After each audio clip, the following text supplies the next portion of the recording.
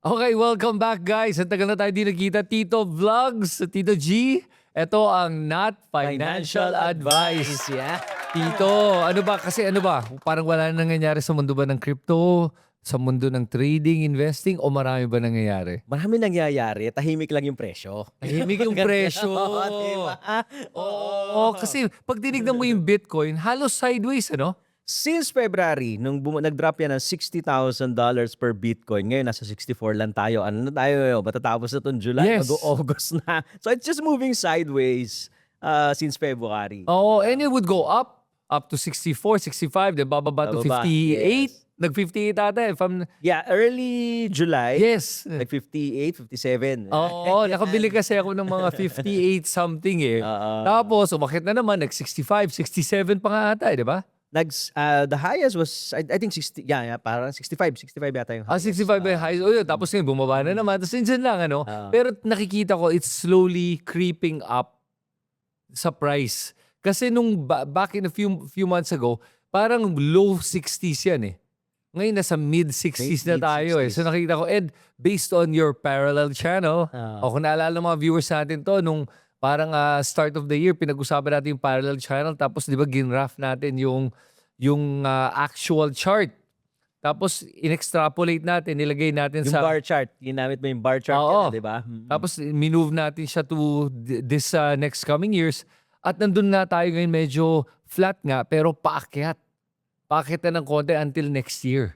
Yes. Yun. Meron ding mga talks about bottoming out ng Bitcoin. Sinasabi nga, 1 year after its peak, nagbo-bottom siya. So, nag-peak nga tayo no October 2025. So, a lot of investors, traders are expecting na Itong bottom. October, makakakita tayo ng bottom, di ba? Pero yung bottom na yun, I think is close to where we are now eh. I think so. Yun Hindi yun na eh, masyadong oo. lalayo. Hindi na masyadong Oo, lalayo. kasi especially pag tinignan mo yung parallel channel na nagawa mo nga, pag tinitignan mo yun, at with another indicator or nung nakita ko din yung sa based on the movement, talagang andito na tayo eh. Oo. Kahit bumaba siya, konting o isang slight dip lang yan eh. Kung bababa man tayo na significantly, yun na yung tinatawag ko na worst case scenario eh, no? Whereby talagang may catalyst, no? Oo. Hindi na itong Iran war, no? Hindi na to. Wala na Yes. siyang effect eh kasi nag-ceasefire sila, Tapos, peace talk, tapos bigla bumalik na bumalik. naman ulit. Oo, pero kahit na bumalik, 'di ba? Wala nang Wala effect nang sa effect sa price Bitcoin. ng Bitcoin. So something na kailangan outside na dito sa geopolitical probably yun yung pwede mag-trigger, no? Sabi ko nga worst case scenario. So siyempre as traders, investors, kahit pa paano pinag-iisipan natin, 'di ba? Yung ready ka pa rin for a worst case scenario, pero ready ka din just in case hindi siya dumating. Yes. 'Di ba? Yun Oo, ang totoo. importante doon. Yes. So pag ganun, para sa akin kasi, I think we talked about it naman na itong mga geopolitical events, right? Mga macro events, ang ginagawa lang naman niya, it adds noise to the actual price of Bitcoin more than anything. Pero the overall trend, pag nag-zoom out ka, tinignan mo yung overall trend, it's really technical. More than it is fundamental. For me, it's technical and cyclical. No? It's The 4-year cyclical, cycle, nandun ayun. pa rin kasi siya eh. So, yung fundamentals are probably adding some positive and negative dun sa price action niya in the immediate short term. Pero if you look at the cycle, ganun pa rin siya eh. Hindi pa rin siya Oo nga. nagbabago. Oo nga. Probably, yun lang drop niya from 125 to down to 57. That's around mga 60+% lang eh. But yung usual drop natin, every bear market ng Bitcoin, Yeah. we started at, I think, 88%. And Right. then, probably around 82 yung next bear market. And then, I think last bear market were about mga 77 or 75% na lang eh. So this time we are 60+%. So medyo yung drop niya rin, hindi na rin masyadong ganun kalalim. Ano? Kung Yes. ito na nga yung bottom na sinasabi. Di ba? Yes. So nandyan na nga ba? If the 57 is the bottom. But if we're talking about na may bottom ka pa ng October, which we both agree na hindi na masyadong lalayo unless merong meron siyang trigger, Right. meron siyang worst case scenario na event, pwede pang bumaba, but most likely baka yung 80% na hinahanap natin medyo ano 'no, medyo di mo Tingin ko nakikita, hindi na di mo nakikita, yeah. Hindi na mangyayari. Well, I don't think so. I don't think that 80% will happen. Pero on top of that, kasi pag tinignan mo ngayon, parang nga para sa akin, nabanggit nga natin to, I think off-cam, ang boring na nga ng Bitcoin ngayon eh. Parang wala namang pag-uusapan in crypto eh. Kasi parang it's already there, established, alam na ng tao about it, and if you're investing in it, you're investing, everyone else is coming in na. I don't think there's any more debate kung may value ba ang Bitcoin o wala, or is there still a debate. At pag makita mo yung mga iba't ibang mga bansa ngayon, pumapasok na lahat ng mga regulations. Okay? Yes. So let's talk about the regulations, and also gusto ko i-tie in yan with yung mga pagsara ng mga crypto exchanges. Kasi connected yung dalawang yan eh. I wanna talk about first yung sa Europe, yung MiCA. Mika, yeah. Oo. Yung sa MiCA, I mean, I don't like regulation. Pero ano sa tingin mo dun sa MiCA na ginagawa sa EU? Meron namang meron namang points sila, or are they just trying to siguro take control of crypto dahil wala silang control nga sa crypto? Ano sa tingin mo yung talagang point na ginagawa nila doon? Tingin ko yung regulation kasi is somewhat something that the crypto industry needs right now. Why? Because if we want the crypto industry na mag-blossom, kailangan natin ng mga institutional players. Okay? Especially yung altcoins, no? Yung altcoin market. Kasi without a clear regulation, yung mga institutions will not bring in capital dyan sa market na yan. Okay. So yun yung isa. If you want the price to go up, kailangan natin ng clear regulation, di Right. ba? Although, syempre, kailangan yung regulation niya is tama lang, hindi siya mahigpit, hindi siya sobrang luwag. Hindi siya sobrang luwag in a sense na kahit sino na lang pwede gumawa ng altcoin. Di ba? Right. Tapos, Okay, I got it. you gotta pump and dump it. So, doon nasisira eh. Di ba? Pinag-iisipan ko nga, sabi ko, ano ba yung essence? Bakit ba nabuo itong Bitcoin and crypto, di ba? So, si Satoshi Nakamoto, back in the day, sabi niya, print kayo ng print ng pera, sige, magawa ko ng Bitcoin, may halving, fix yung supply, etc. Di ba? So, Bitcoin lang naman ang meron nun. Okay? So, it addresses yung money printing, which is inflationary. Okay? So, yun yung ina-address ni Satoshi Nakamoto. Bakit niya kinreate yung Bitcoin? Ngayon, after niya makreate yun, some of the early adopters ng Bitcoin, naisipan nila, sige nga, gawa na rin ako ng crypto ko. Gawa ako ng Ethereum, gawa ako ng Cardano. Di ba? Yeah. So, nagkaroon ngayon ng iba't iba pang mga altcoins, which, kung iisipin mo, para ka na rin nagpiprint ng pera nun. Kasi, di ba? Yes. Create ka ng sarili mong coin, lagyan mo ng konting liquidity, Yep. you market it, you hype it, and then, andun yung pera eh. Yes. Di ba? So, para ka rin unlimited printing ng pera.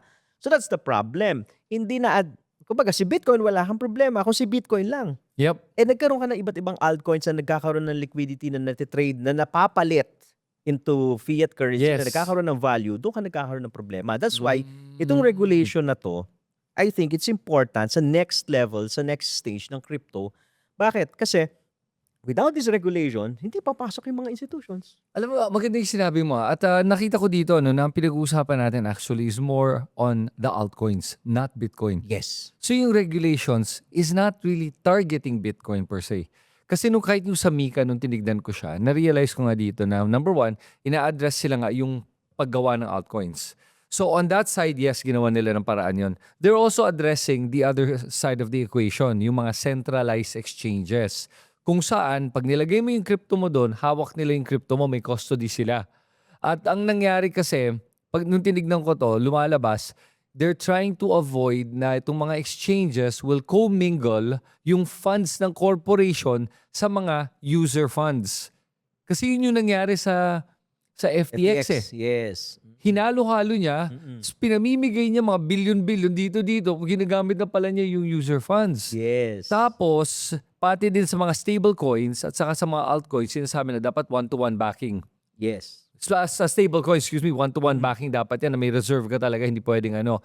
May isa pa ako nakita dito sa MiCA that was interesting na sinasabi nga nila, if you're going to be using foreign-backed cryptocurrency stable coins, merong limitation yan compared to paggagamit ka ng euro Pag euro stablecoin, mas iba yung parang to protect the value of the euro, they're allowing euro cryptocurrency to be used more than say USDT.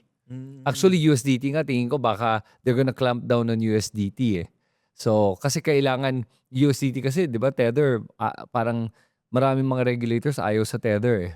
Kasi nagsimula kasi si USDT, syempre outside the regulatory scope Yes. nung nagsimula siya, not like the USDC, di ba? Oo. Ni Circle, talagang compliant yun eh. So, of course, yung mga regulators, ay muna, kung ayaw mong mag-regulate sa akin, pwede nilang i-ban. The problem is si USDT, syempre yan ang widely used eh. Yes. Diba? So yun yung medyo magiging challenge yun sa mga regulators. But if they have the will, pwede naman kasi talaga. Kita mo, di ba, pahigpit ng pahigpit. Oo nga eh. Especially the on-ramp and off-ramp. Doon talaga sila kayang mag-regulate eh. Kung hawak mo yung crypto mo on a Web3 wallet, a cold wallet, or a self-custody wallet, hindi ka na mahawakan. Ang hawak ng mga regulators is once you on-ramp or off-ramp, doon ka nila mababantayan. Pero with the outside of that, hindi ka nila mababantayan. So, which is still okay with me nung narinig ko ngayon. Kasi nakita ko naman, sige, pwede, may point naman sila. Siguro yun na nga lang, ingatan natin yung kung where does it become too much control or too much power na biglang mahahawakan na yung crypto natin. Yes, oo. I think yung power ng self-custody, yun ang isang very unique sa crypto. Kasi pwede mo talagang itago yung asset mo. Meaning, di ba, ikaw talaga yung may control noon. Not unless ilabas mo, gawin mong pambayad, o i-transact mo siya. Of course, dadaan sa, depende kung ano yung gagamitin mong railway, di ba? But I think yung future could probably be, may mga transactions na dadaan na off, na hindi matatrack pa rin na regulator. Yes. Diba, na hindi pa rin, kasi meron ka pa ring blockchain na hindi nakikita ng regulator. Posible pa rin yon. Pero but majority will be a regulated environment whereby, for example, gusto mo yung crypto mo, gusto mong pambili ng pang-shopping, di ba? Dadaan yan doon sa regulated environment. So yun yung, I think, something na magiging unique dito sa crypto kasi nga you can hold on to your asset. At saka yung important about holding on to the asset kasi nakita ko nga like recently, nagsara nga yung Bitmart, tsaka Bitmart and BitMEX. Kanino yung kay Arthur Hayes? BitMEX. Nag-shutdown na. Hindi naman wala naman nangyari daw mali. It's just more of hindi na daw kaya ng operations yung siguro yung pagbabanga ng market activity dahil konti na lang nagtitrade siguro nga at magsasara na. And at one point parang they were doing parang ilang a trillion ba in trades or some ridiculous number. They were one of the biggest ones eh. Ang BitMEX is the OG pagdating sa perpetual futures eh. Yun eh. yung paborito ng mga traders, di ba? Yung futures. Yan. Ang BitMEX is sa mga nauna talaga yan ng perpetual futures. Ngayon, nabalitaan natin na they're shutting down several things na gusto natin maintindihan ng mga listeners. Importante na reputable yung exchange, di ba, na paglalagyan nyo ng funds niyo that you're using. Bakit po? In cases na ganito, may mga gusto nilang mag-shutdown, gusto nila isara yung company nila, nino-notify yung mga users eh. Yes. Diba? Hindi sila basta-basta tatakbo na lang yung funds ng users. Sige, sasara na tayo sa balutan. Takbo, mawawala na lang, di ba? So yung mga reputable exchanges, reputable platforms, ni-notify nila. Ni-notify ng BitMEX na hanggang dito na lang kami, withdraw na yung funds ninyo, etc. No? So, tama ka doon kasi itong bear market, ganyan talaga. No? Marami talagang mga companies na may hirapan kasi nga nasa crypto winter tayo. No? And ang tingin ko, isa sa mga reasons, kasi ang dami na rin ng mga exchanges eh. Dumadami na kasi. Diba? Even sila yung nauna, may mga malalaki na like ito, Binance, Bybit, OKX, BitGet, di ba? Dami, may Lbank pa, meron pa Mexi. Sobrang dami mga exchanges. Ngayon, ito pa isang threat dito sa mga exchanges kasi even yung mga nasa TradFi, pwede din sila mag-offer ng crypto na. 'Di ba? Pwede, Mm. pwede nilang pasukin yan eh. Eventually, they can decide, o sige, gawa na nga rin ako ng crypto trading kung may pera talaga dyan. 'Di ba? Lalo na kung may maayos na regulation. So you have to understand na yung majority of the capital na ng paper assets, no, nasa TradFi pa rin eh. Oo nga. 'Di ba? Majority, TradFi pa rin 'yan, stocks, bonds, etc. no? And nandiyan 'yan sa mga nasa TradFi, nasa traditional financial institutions, majority of the money. Oo nga. Okay? So ngayon, the challenge is this. Itong mga crypto exchanges, syempre gusto nilang kunin yung nandito sa TradFi. Oo. Di ba? Kasi imagine mo, umiikot lang naman yung pera eh. Nandito yung bulto, gusto kong kunin. So they created products and services that will attract yung mga nandito sa Mhm. TradFi para lumipat sa kanila. Ano yung mga yan? Yung perpetual futures trading, Right. di ba? Yung earn products, ilan yan sa mga nagiging na-attract sila, no? Ngayon, syempre, pag nakita ng mga nasa TradFi yan, gagawa sila ng paraan para hindi lumipat yung mga customers. Negosyo yan eh. Mm. So, ano yung mga pwede nilang gawing paraan? Gawa din sila ng sarili ng exchange. Bumili sila ng magsasarang exchange, etc. No? Itong regulation, tahin natin doon sa regulation. Ano? Kasi nga, pag nagkaroon ka na ng regulation, nakita natin MICA. Andiyan na, di ba? Even here in the Philippines, di ba? Meron din tayong regulation dito, etc. So, ang tingin ko, darating yung time na marami pang magsasarang exchanges, magkakaroon ng maraming mergers and acquisitions. Diba? Remember back in 1998, Asian financial crisis. Mm. Ano ka na noon? Baka high school ka na noon. High school na tayo noon. So, Asian financial crisis, natatandang-tanda ko yon. Kasi, fresh grad ako noon, ang hirap maghanap ng trabaho. Madaming mga bangko ang nagsasara o kaya nagme-merge sila. No? Like for example, BPI and City Trust merged during that time, no? So lumiit na lumiit. Kumonti na kumonti yung mga banks. Yes. Pero lumakas sila ng lumakas. Yes. Kasi nga nag-merge sila, 'di ba? And then fast forward 2008 global financial crisis, hindi masyado naapektuhan yung Philippine banking system kasi nga ready kahit doon sa mga ganong shocks, no? Kasi nga napalakas natin during the Asian financial crisis. Ngayon sa crypto, posible mangyari din 'yan. Diba? Na Right. para mas lumakas yung crypto, pwedeng yung mga exchanges magsama-sama, mag-merge sila, and then only few entities will survive para pag nagkaroon ng mga ganitong crypto winter, di ba, na mas malala pa, hindi natin alam, no, in the future, makakasurvive yung crypto. Alam mo, interesting yung sinabi mo dito. First of all, napansin ko nga na every crypto winter, may nagsasarang exchange. Yes. Di ba? And they're centralized exchanges. Ang nakakatakot dito, actually, this crypto winter is not as bad as yung last crypto winter, yung FTX eh. Panic yun eh. Nagkaroon ng cascading effect eh. Di ba? Sell shows, marami na damay dun eh.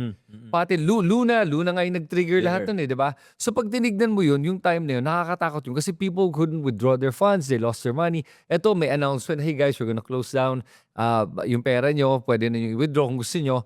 But it brings me to this topic na important kasi na meron kang self-custody ng crypto mo. In particular, Bitcoin. So I wanted to bring this up kasi tuwan-tuwa ako. And guys, full disclosure kinonta kasi ako ng Tangem. Cold wallet sila.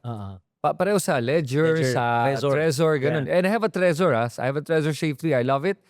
And sabi na sa akin, Chris, can you check this out? Sabi ko, sige, I'll check it out.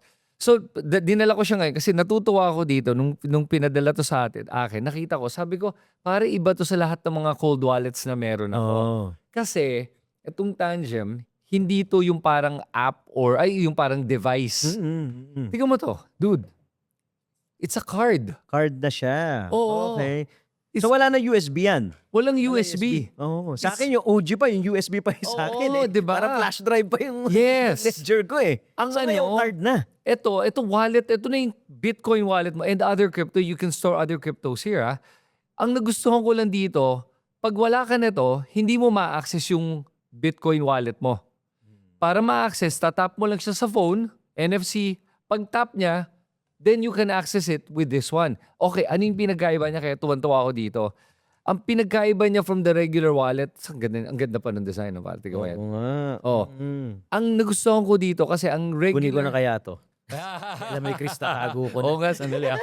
Hindi, ang Nandiyan nagustuhan yung ko talaga Bitcoin niya. ang nagustuhan ko talaga dito, ang pinagkaiba niya kasi dun sa Safe 3 ko, yung Safe 3 may mga updates yan, tapos pwede mo obsolete yung technology. Ito, ano to eh, ito na yun eh. Kumbaga, andi dito na yung laman ng... Para siyang ano, no? Para, kasi di ba ang hardware wallet, para siyang susi mo to access your crypto, your Bitcoin to the blockchain. Yes. Diba? So, kasi maraming yung nagtatanong, nandyan ba yung sa USB, nandyan ba yung Bitcoin ko? Wala po doon yung Bitcoin nyo. Nasa blockchain yung Yes. Bitcoin nyo. Kasi may nagtatanong, paano pag nawala yung USB, nasira, nasagasaan ng tren? Diba? Paano ko ma-access? Baka mawala na yung Bitcoin ko. So, you have to understand na yung device is just a susi para ma-access mo yung Bitcoin mo na nasa blockchain. Yes. So, yung traditional, yung mga nauna, yung mga OGs, USB device siya, papasok mo sa PC, Yes. di ba? Tapos saka mo i-input yung mayroong password, di ba? Yes. Input mo yung password mo, then you can access now your crypto, di ba? Using that device. So ngayon with this Tangem, ang sinasabi mo, you just tap. Tap no? lang, oo. So parang ano, for example, yung hot wallet like MetaMask, di ba? Pag na-input mo na or na-import mo na yung seed phrase mo, may wallet ka na. Type mo yung password, ma-access mo. Pero hot wallet yun, ibig sabihin always online. Ito kasi cold wallet. Kung hindi mo tinap to sa app, offline yung Bitcoin mo. So talagang full self-custody, cold wallet, na hindi lang basta-basta ma-access. At kahit mawala to, because you have your seed phrase, you can always import the wallet anyway. Diba? Yun yung magic ng Bitcoin.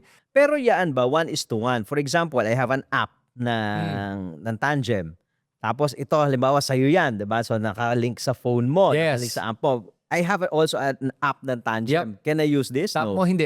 Hindi. Hindi mo matatap. Kasi pag tinap mo, hindi siya binded. Hindi yan binded eh. Sasabihin niya, okay, first of all, alam mo ba yung password? Hindi. Hindi mo alam mo ba yung seed phrase? Hindi. Kailangan mo i-import pa yung seed phrase on the app on your wallet. So pag tinap mo, hindi siya magko-connect. Walang mangyayari doon. Ang galing na. Ito pa yung cool eh. Ito. Hindi ako nagre-ring eh, pero binigyan ako ng ring. Oh. So itong ring is a backup. So in case mo wala yung card, may ring ka, tatap mo lang to. Pag tap mo, access na ulit. Okay. Ang galing nga eh. So kituwan-tuwa ako dito eh. So okay, explain ko kung bakit ko to ginamit. Bakit ako pumayag na kunin tong Tangem wallet ah. Kasi, di ba nagta-travel ako? Oo, kakagaling mo lang ng Europe. Yes. Ito storage to kasi ng Bitcoin eh, di ba? Kaya sabi ko, sige, okay ako dito. Everywhere you go, I use my crypto. Everywhere I go. Ginagamit ko yung crypto.com na card. Yes. Di ba? Kasi, from USDT, tap ka lang, direkta na yan to whatever currency. So may track record ka. Tapos, Para siyang debit card no? Yes. Na USDT yung laman, na crypto yung laman. Yes. Ang maganda lang dun kasi kahit anong bansa ka, kahit anong currency yan, nagko-convert to your USDT para bayaran mo. So wala kang loss. Walang barya kung maganda na naiiwan. Ngayon, ang problema ko lang dun kasi, kailangan pa siya i-convert from USDT to Singapore dollars. So US dollar to Singapore dollars before you can convert it to whatever currency. So tinry ko tong Tangem Pay nila na parang debit card. Okay, and anyone can download this by the way. Ganun kasimple. So app yan, yung App siya. Tangem Pay. Tangem Pay is an app. Okay. Okay, na wala pa kasi ako ng cold wallet eh. Tinry ko lang yung Tangem Pay. Yung Tangem Pay is a debit card kung saan lalagyan mo lang ng USDT o USDC. Paglagay mo, kahit saan mo na gamitin immediately to the currency na from USDC direct to the currency. Wala nang middle currency. So anong ginagamit mo? Phone mo, tinatap mo? Tatap mo lang yung phone. I-on mo lang yung app. Lalagay mo so yung app, meron kayong Tangem Pay na app, di ba? Yung Tangem app na yun, pag meron ka na, hihingi ka ng debit card. Magkakaroon ka na ng debit card. Yung debit card, lalagay mo lang sa Google Wallet mo. Sa Google Wallet. Oo, so pag sa Google Wallet ka na, pare, ang galing nito. Tuwan-tuwa talaga ako dito. And I'm sharing it with you guys kasi, so I want to share it with you kasi that's one way to store your crypto. And also, of course, what is the point of doing all of this if we can't spend our crypto? Yes. So ito yun, pare. Yan na yun, Yung visa ng Tangem, Yan, ang galing nito eh. And that's their visa, their debit card. Kung saan, I'm spending ito. kung ano talaga, and you can choose. You can either convert, pwede mo siyang direkta na dollars yung ginagastos or pesos. So I've been trying pesos and dollars. Maganda yung exchange rate kasi nga direkta from USDC to To the fiat, currency. whatever currency, pesos, dollars, wherever you're at. So wala nang dalawang exchange pa kasi pagpalit ka ng palit, may ano yan may spread yan Yes. Ito May isang friction beses cost pa lang yan. Oo. Kaya ang galing. So yun, Okay. nung Visa siya, no? Visa, nakita ko siya. Oo, Sa Visa. Visa. So, ito yung nahanap kong hack para hindi ka nadadaan sa mga KYC ng mga EU, sa US. Kasi di ba pag EU with Mika, magkakaroon na sila ng KYC if you're going to go on-ramp pag gagamitin mo yung fiat system. Ito hindi na kailangan. Kasi Tangent Pay through the Visa Visa, oo. is like a credit card. So, it's internal na. Galing. So yun lang, Galing, tuwa galing. lang ako. So, yun ang gusto ko i-share sa inyo kasi So yung mga problema, paano nila gagastusin yung crypto nila, yung Yes. inita nila, pwede dyan, di ba? yes, all over the world. All over the world. Oh. Pwede mo pambili ng airline ticket, pwede mo pambayad sa hotel, pwede mo pang shopping, pang... Yeah, sa everything. restaurant, no? Everything. Kasi literally, basta siguro doon mo lang may laman. Oo, Diba? yes. Oo. So, yun yung I think important kasi sa akin right now, is matuto tayo mag-store ng crypto natin. Kasi nga, because of all the regulations, and mga nag-shutdown, thank God, walang nag-bankrupt tulad ng nangyayari sa FTX. Pero doon ko na-realize talaga gano'n ka-importante yung having self-custody. I mean, that is the whole point of Bitcoin, di ba? Self-custody naman. Correct. Oo. Yun talaga dapat. Dapat pagka pumasok ka sa mundo ng crypto, ng store, bodega ka ng Bitcoin, iisipin mo na dapat paano ko hahawakan tong Bitcoin ko. Kasi hindi mo siya pwedeng iwan lang sa somewhere else, no, sa exchange. Madalas kasi iniiwan lang sa exchange.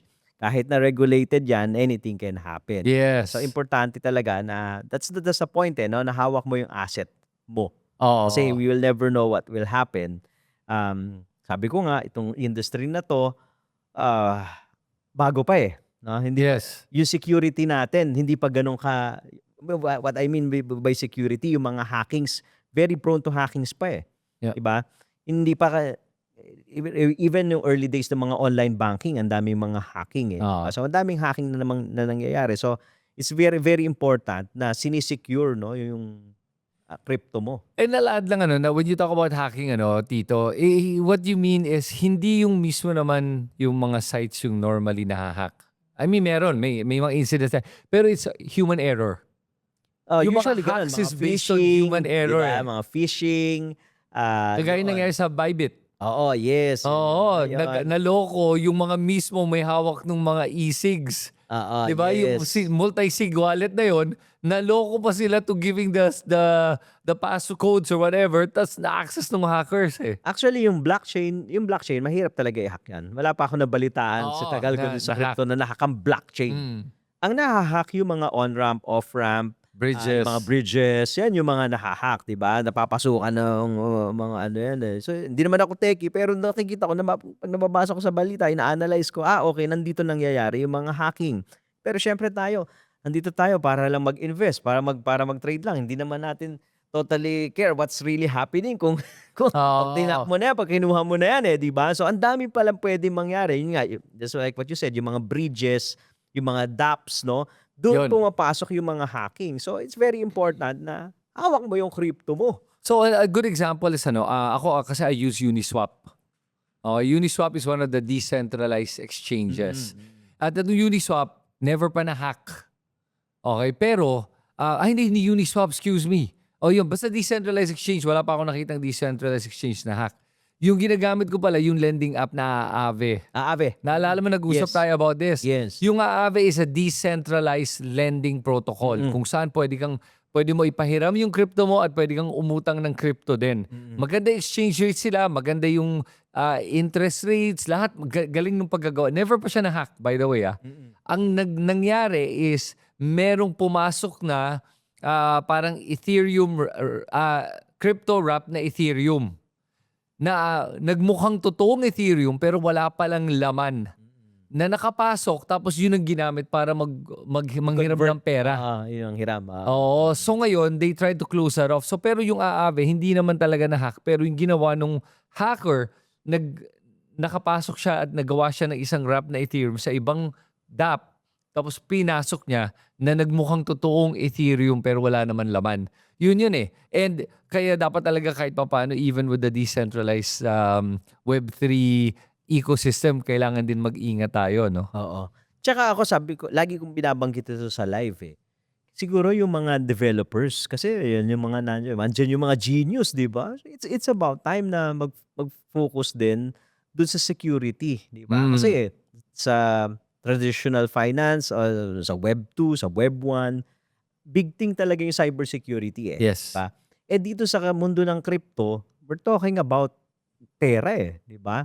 Financial assets yung pinag-uusapan natin dito. Pero parang wala pa ako nababalitaan ng mga companies na ang focus is cybersecurity ng Web3. So, yun yung iniintay ko, yun yung hinahanap ko. Kasi malaki yan, Yeah. malaking business din Billions. yan, di ba? Yung cybersecurity na yan. I don't know kung maybe siguro next cycle may makaisip na gumawa niyan. Kasi hindi. Pagka nakakabalita ka kasi ng hacking and you're not in crypto, nasa TradFi ka, nakabalita ka ng billions of dollars na na-hack, syempre isipin mo, ay wag na lang. Ganun kagad eh. Yeah. Ganun normal reaction eh. But if you want this industry to grow, kailangan yung mga ganun na-address natin eh. Minsan nga yung basic lang na-hack, diba? Minsan ang laki na, katulad nun, laking exchange, biglang mababalitaan mo na na-hack. So, yung mga common na individuals na hindi naman into crypto, magdadalawang isip talaga. Diba? Dito na lang ako sa bangko para safe. At least feeling safe. Feeling safe. Oo, yeah. So, pag-usapan nga natin yung nangyayari dito sa Pilipinas, Tito. Kasi nga, nakabalik na ang Binance. Oo, pati si CZ, nakabalik na rin. Nakabalik na rin. Oo, gusto ko nga ma-interview. Ano ba? Baka pwede natin ma-interview si CZ. Pero yung Binance mismo, yung website, live na ulit. Yes. Oo, grabe. Ang galing naman. Tinesting ko, akala ko nga, hindi pwede. Tinesting ko, oo nga, hindi fake news. Oo, gumagana na talaga. Na-access na. Tapos, yung bagong general manager nila, si Jen. Yes. Si Jen ng dating dun sa coins. Oo, yes. Nako na, lumipat na. Mukhang may away ngayon between coins at saka Binance Ganun ba? Anong mga naririnig mo tungkol dito? Wala ka ba naririnig dito? Ako magtatanong sa'yo, ano nangyari? Tayo lang naman, wala masyado nanonood. Wala nanonood, tayo lang eh. Pero kasi alam mo, ganito yan eh. So unang-una, si Jen galing coins. Tapos na-pirate siguro, nagpuntang Binance. So ngayon, tapos parang kiniklaim ng Binance na meron daw i-influence para hindi makapasok ang Binance. Siyempre, ang sinong pagdududahan nila? Coins. Kasi ang CEO ng coins o ang may-ari ng coins ay dating Binance. Si Wei. CFO ng Binance yun, ano? Oo, si Wei. Si Wei. So ngayon, yun, may syempre, mga ganyang mga nangyayaring mga controversies ngayon in the crypto space. But for the users, I'm glad Binance is here. Naintindihan ko though, yung takot or yung parang feeling ng mga local exchanges na parang sila naghirap para i-build to tapos ngayon may papasok na isang global player. Baka makain naman sila ng buhay na to. Ano tingin mo? Valid ba yon? Ano kaya? O baka nga, kasi nga for Binance, kaya nila i-absorb ang low fees kahit na hindi kumikita ang Pilipinas just to be able to, it's like predatory pricing para malugi lahat, sumara, kaya naman nila absorb kasi kumikita sa mga ibang bansa and then sila na lang yung dominant player. Dito papasok ngayon yung role ng mga regulators. Yun. So, valid yung concern na yun. Kung yung sinasabi mo na yung mga nauna, like Coins, PDAX, and the others. No? Pero yung known kasi yung PDAX and Coins. No? Kung yun yung concern nila na baka makain yung market share nila, which is what's really happening. No? Even sa international market, nagka-cannibalize lang ng users. Diba? Lipat dito, tapos lipat doon. Tayo lang din, lipat lang ng lipat. So, ibig sabihin, kinakannibalize lang natin yung market. So, yung concern nila na yun, na pagpasok dito ni Binance, yung sinasabi mo rin na pwede nila talagang ibaba yung presyo kahit palugi para sila yung maging dominant player. Pwede nilang gawin. So, dito papasok yung rule ng regulation. Hanggang saan lang pwede dapat? Ano dapat yung flooring ng fee mo to protect the industry? Importante yun Kaya nga nandun yung regulators Kasi hindi ka pwedeng gumawa dapat ng steps na ikasisira ng industry because we want a healthy competition diba?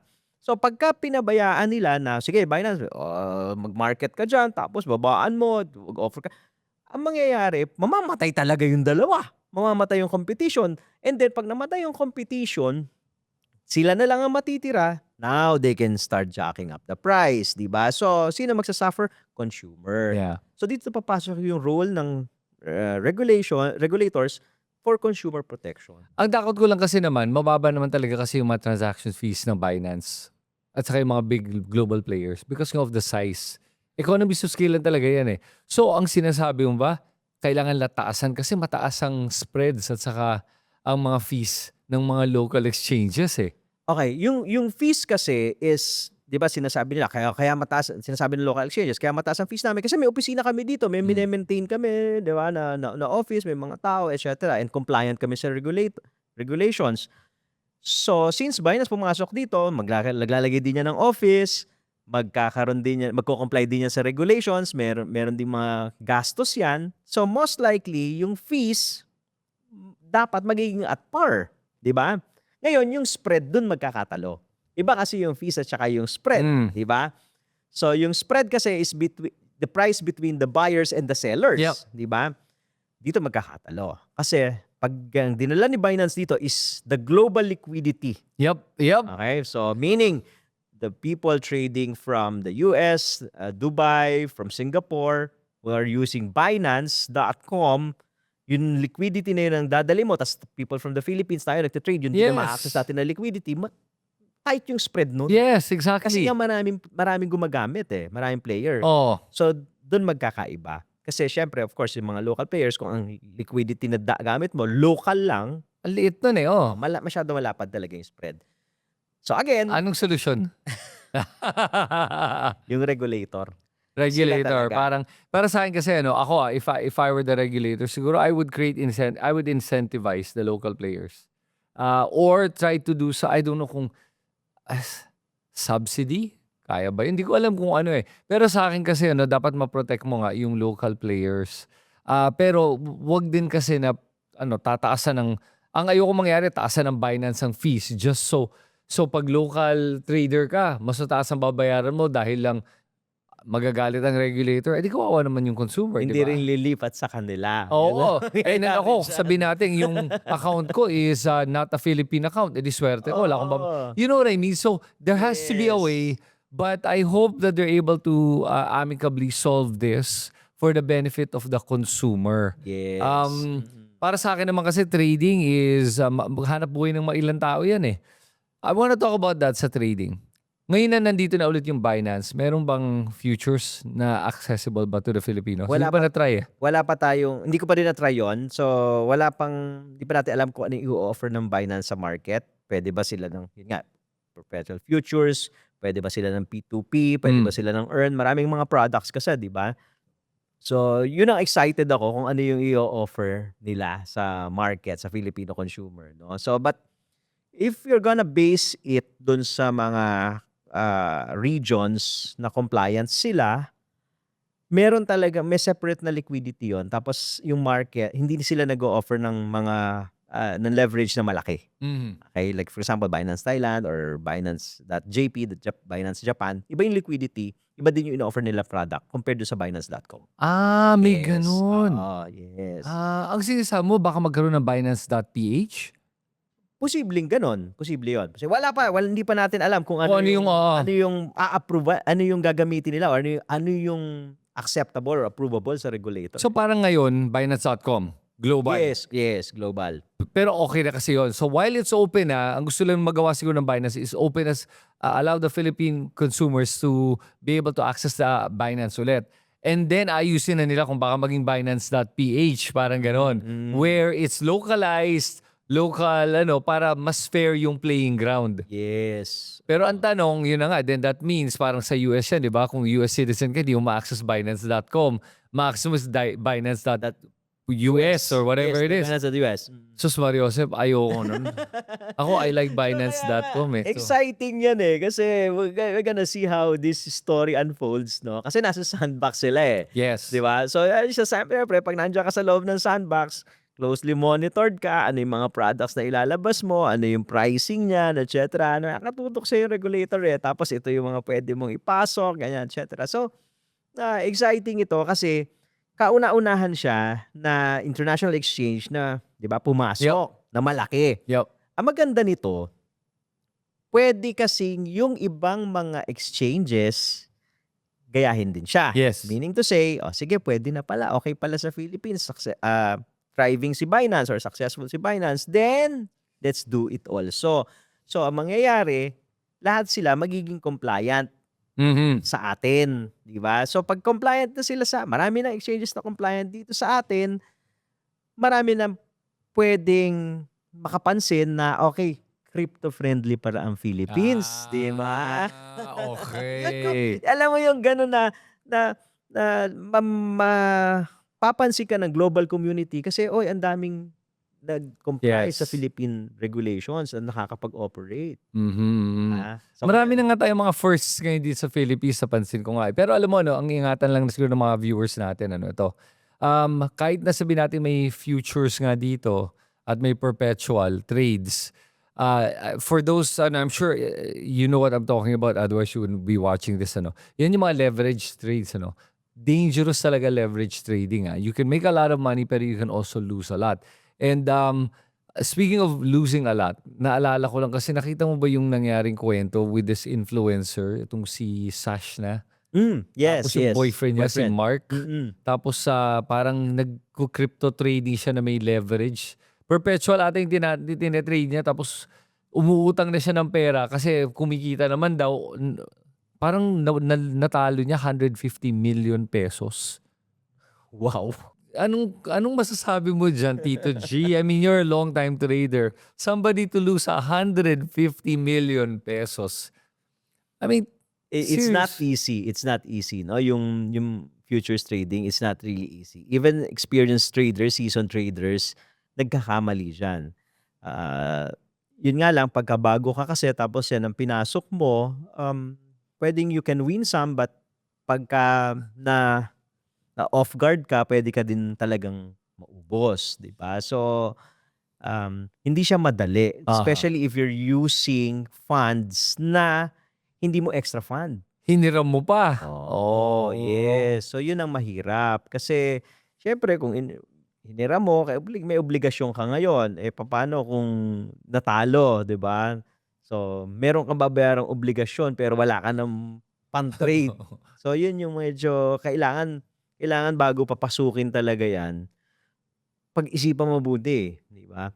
Hindi kailangan kasi na, ako lagi, advocate ako na hindi mo kailangan ng napakalaking capital para mag-aral or matuto mag-trade. Kailangan mo lang kahit a small amount or even open a demo account, tapos build the skill. Yes. Diba? You have to build the skill. You have to develop the skill and then tsaka ka mag-scale ng capital. Yun. Okay? Yun yung tamang way to do it. Hindi siya yung big capital while developing the skill. Kasi Yun. you will lose that capital.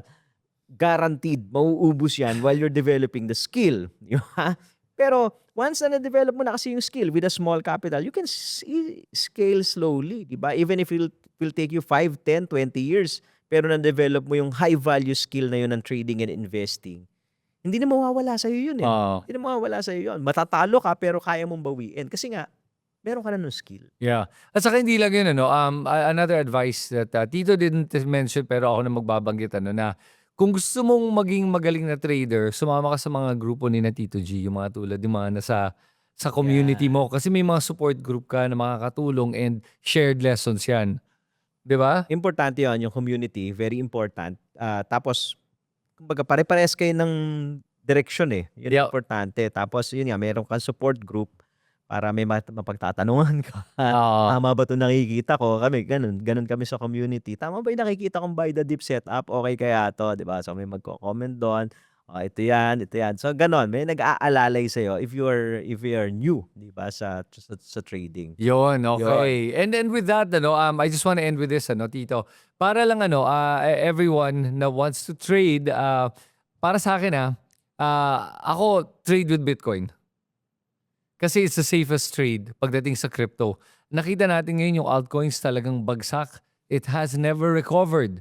Okay, 2 cycle na tayo ngayon. Hindi ko nakita yung recovery na inaantay ko. Sumuko na nga ako eh. I'm actually completely out of altcoins. I just buy kung may konti-konti pero hindi ako naglalagay ng Majority malaki. Bitcoin ka na. Oh, majority Bitcoin na ako. Kahit sa trading, Bitcoin ang tinatrade ko. And pag Bitcoin naman kasi kahit naman walang leverage, you can make good money trading Bitcoin until then you can graduate to leverage kung nasanay ka na sa swings when it comes to that. Or trade ka more stable assets like gold, di ba? Okay, on top of that, I just wanted to get Tito G, ano yung pwede mong ibigay ng mga advice sa ating mga viewers ngayon moving forward pagdating dito sa cycle natin sa market when it comes to trading and investing? Una, alamin mo muna kung anong klaseng investor or trader ka. Di ba? Kailangan kilala mo yung sarili mo. Majority, syempre, pagpasok mo dito, di mo alam ano ba gagawin mo. Kaya ka nga mag-aaral. So, part ng pag-aaral mo is to discover. Okay? So, in that journey, mangyayari sa'yo, may mga trial and errors kang magagawa, no? But as long as meron ka nung concept ng risk management, no? Katulad kanina, Chris, sinabi mo, Bitcoin lang. Okay? Instead of trading a lot of altcoins, focus ka lang sa Bitcoin. So, para sa akin, nabawasan na yung risk mo doon. Okay?